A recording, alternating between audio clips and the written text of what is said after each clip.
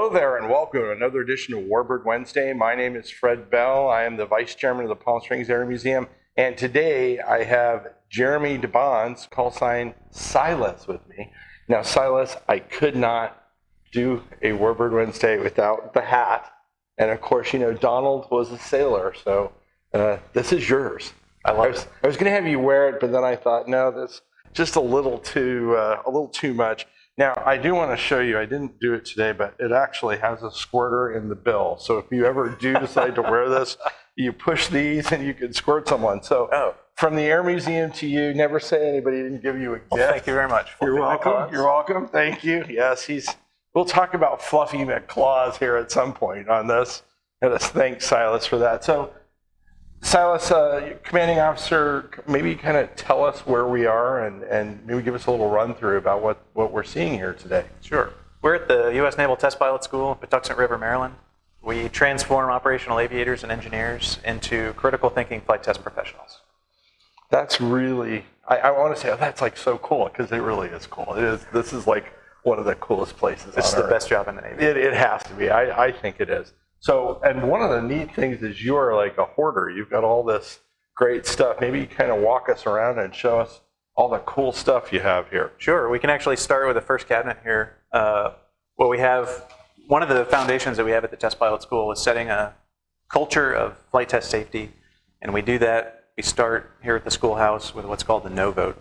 And these plaques that are on the table here, 4 out of the last 5 years, the Chief of Naval Operations has awarded us with their CNO Safety Award. Oh, wow. You know, we still have small mishaps here and there. We're not perfect, no one is.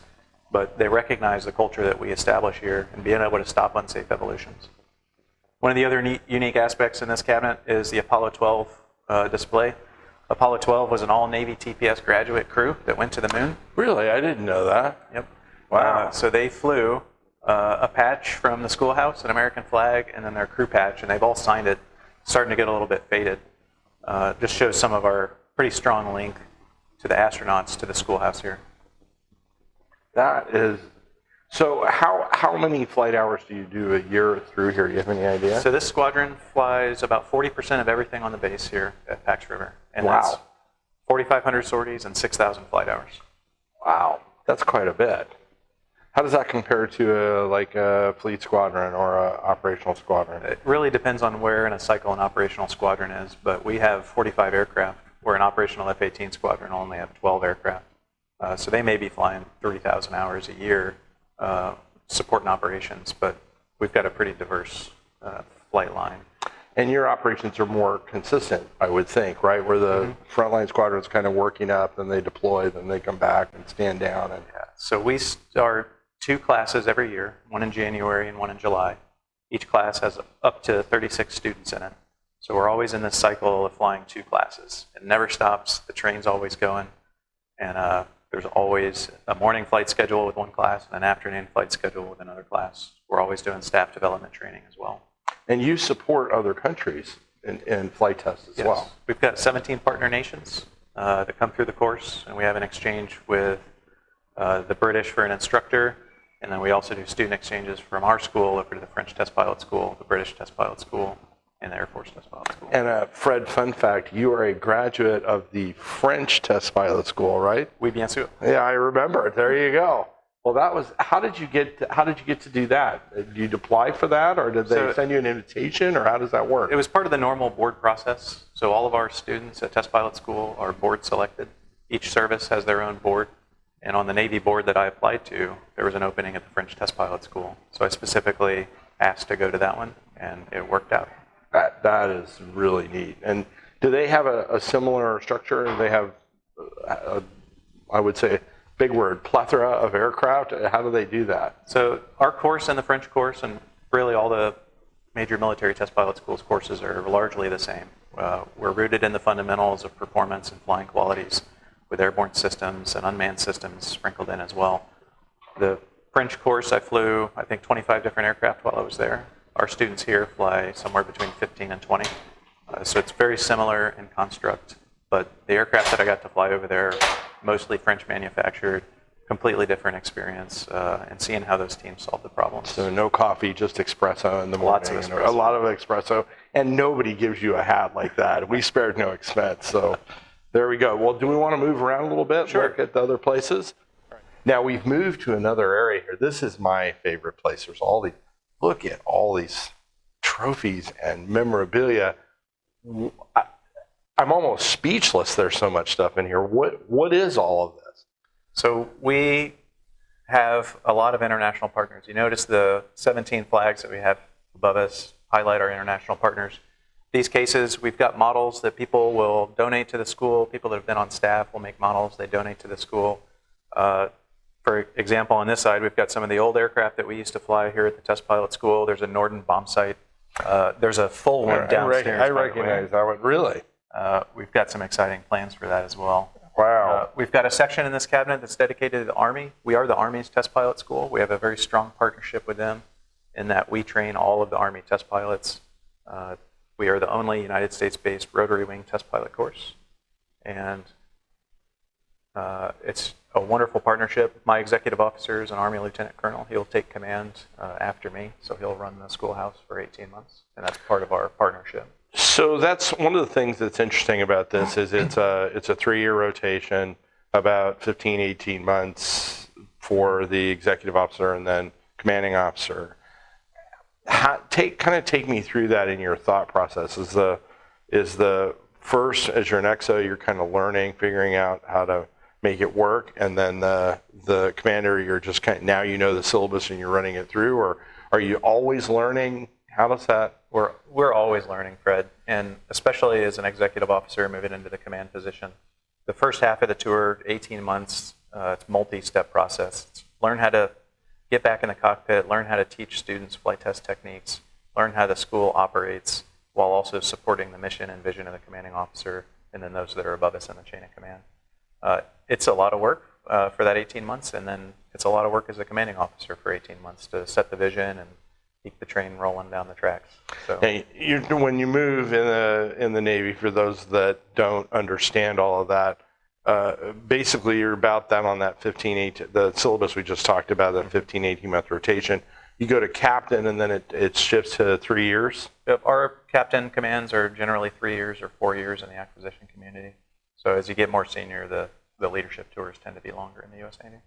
Now, the one thing that was interesting is you talk about all this great stuff and the computers. I had a Mac down there. I mean, the Greg can get a lot of the pickup stuff, but I had that Apple IIe, the dual drive. I had that Macintosh. I mean, but back in the day, that was cutting edge stuff, and they were expensive. I can remember when I bought the IIe.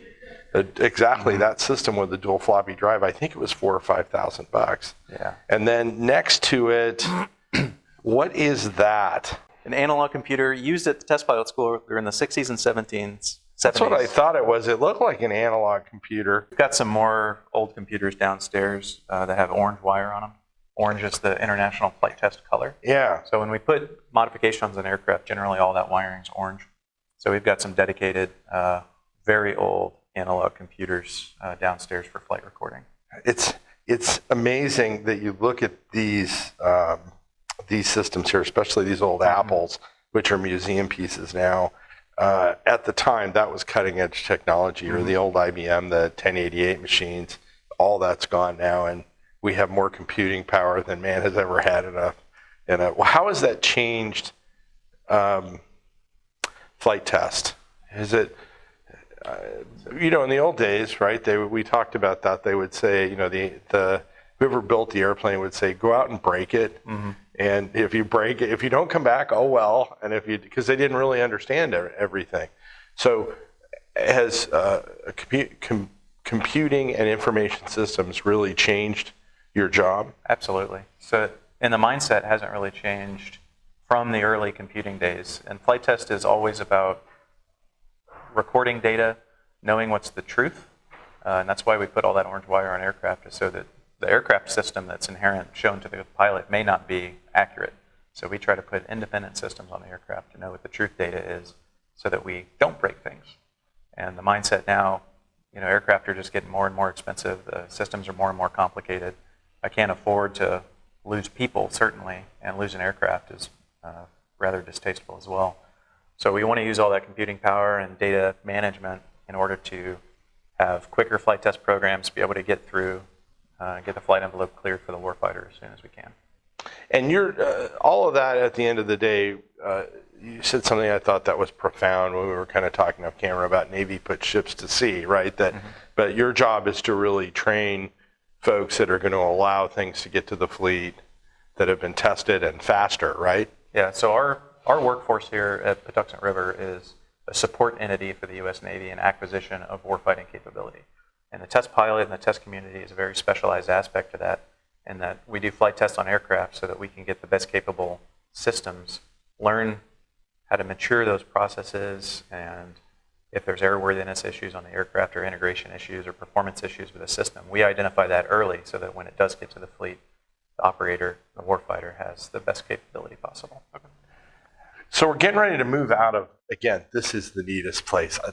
I could just put my desk here. This could be just my office. But who is that fine-looking gentleman right there on the wall? So that is the first commanding officer of the U.S. Naval Test Pilot School. We were founded in 1945. It's Commander Sid Sherby, retired as a captain.